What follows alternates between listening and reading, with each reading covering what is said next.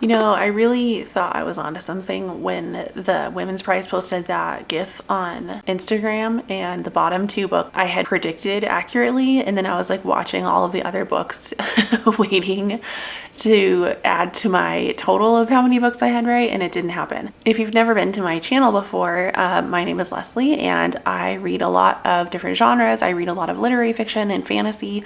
Those are my main two genres, but then I also like to read a lot of other things like horror, historical fiction, thrillers, sometimes romance, science fiction.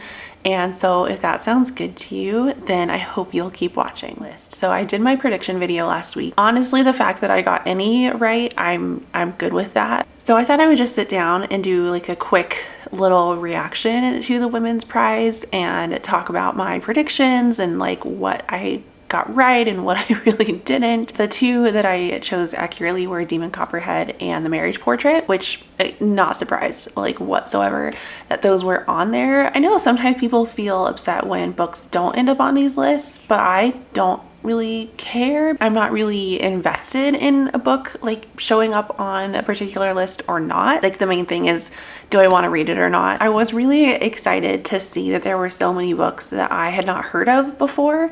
There were a few books that I had heard of, and actually I know this is gonna sound like I'm making crap up because I just got two right, but there were actually 3 books on the list that I did consider putting on my predictions list. The first one was Stone Blind by Natalie Haynes. I honestly don't really have a reason for not having put it on my list. I read 1,000 Ships when it was on the list a couple years ago, like 2-3 years ago, and I loved it so much. And I knew that Stone Blind was coming out, and I actually just got a copy in the mail of the Waterstones edition, which was sold out. I couldn't get this, so a friend got it for me through Facebook, and I very much appreciate it because it's so pretty. So honestly, I don't know why. I think that because I put Ithaca on there by Claire North, I felt like I couldn't have more than one Greek retelling on there. I don't know, that was just some like arbitrary criteria I put on myself, which was kind of silly. So that one, really looking forward to. Another one was Glory by No Violet Bulawayo. I had mentioned looking at the Booker Prize list from last year as sort of one of my sources for potential books for the Women's Prize, and Glory was on the Booker Prize last year, and I actually did read it too, but I swear it was not eligible. Like obviously I was wrong, but I didn't include it because I thought it came out in March, so I thought it came out like prior to the eligibility date. I was wrong. I'm not going to read it again or probably do a review of it or anything because I honestly wasn't that huge of a fan of that book. Maybe I'll just like cover briefly why when I do when I start discussing some of these others in review videos. But yeah, I ended up actually DNFing that book. I counted it as read towards my goals for the year because I think I got pretty far into it, like 150, 200 pages. The main reason that I ended up not finishing Glory was because I felt like I was not the audience for that book. And that's a really weird statement for fiction. And I don't usually feel like that's ever true, like that there is a specific audience for a book, but that just the TLDR is that I did not feel like the audience for Glory. So that was my feelings on that. Elizabeth Mackenzie, The Dog of the North. If you look at my Goodreads, I added that book to my TBR on Goodreads the day that I posted my video. And the reason I bring that up is because I didn't know that it was coming out, and I would have 100% added it to my list. I actually almost included it in my caption, but I felt like that was cheating. Again, similar to Natalie Haynes, I read the Portable Veblen when that came out and was longlisted a few years ago for the Women's Prize, and I adored that book. I loved it so much. So I didn't know, I just wasn't paying attention, I guess. I didn't realize that Elizabeth Mackenzie had another book coming out.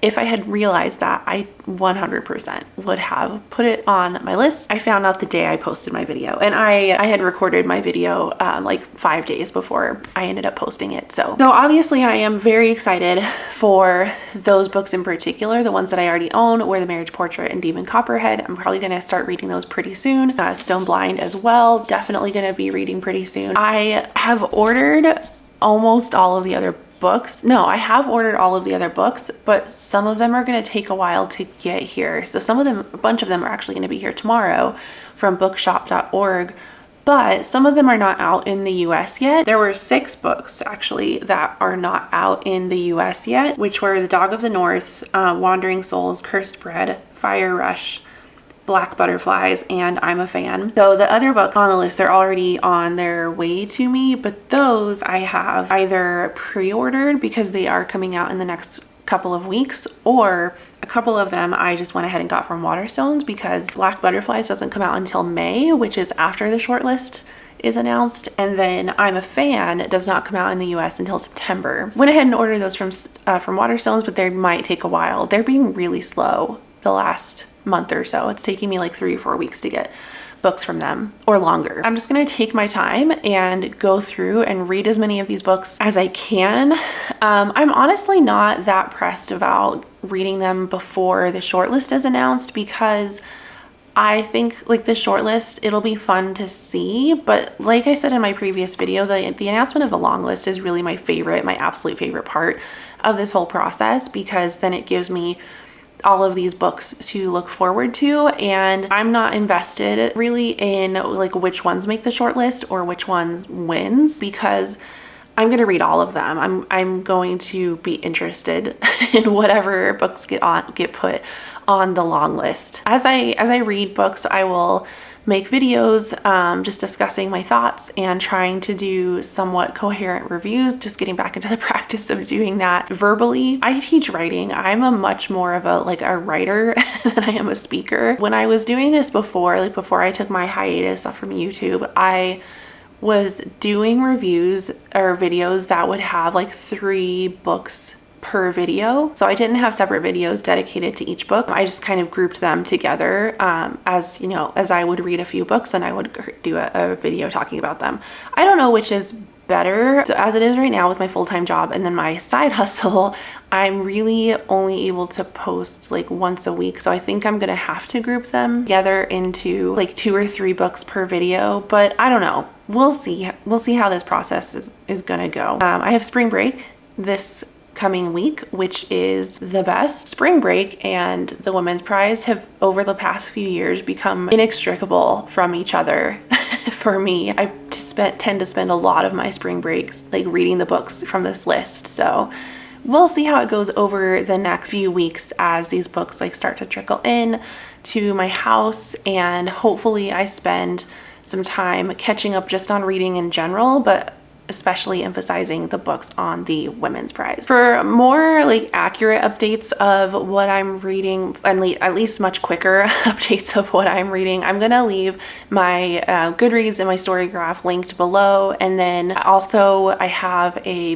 book Tumblr and an Instagram. I don't know, I'm kind of all over the place in terms of like tracking and updating my reading stuff, but on one of those places at any one time, I will be talking about what I'm reading. So that would probably be a good way to see which reviews are soon to be posted on YouTube. Let me know what you guys thought of the long list. I am excited for it.